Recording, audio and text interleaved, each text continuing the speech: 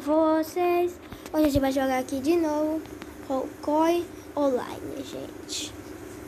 Acho que é parte.